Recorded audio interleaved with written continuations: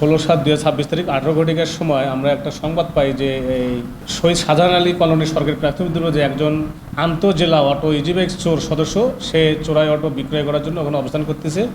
সেই তথ্যের ভিত্তিতে আমাদের একটা ডিবি টিম আমরা সেখানে অভিযান পরিচালনা করে তাকে চোরাই অটো সহ হাতে নাতে গ্রেপ্তার করতে সক্ষম হই এবং তাকে গ্রেপ্তার করার পর তাকে হেফাজতে জিজ্ঞাসাবাদ করে তার দেওয়া তথ্য মোতাবেক আমরা জানতে পারি যে কুলাঘাটে যে শুভ অটো সেন্টার আছে সেখানকার প্রোভাইডার হলো শ্রী সুকুমার রায়।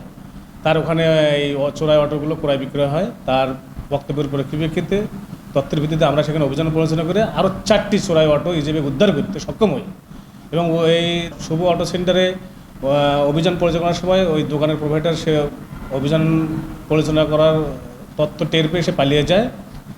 আমরা টোটাল 5টি অটো ইজিবাইক উদ্ধার করি।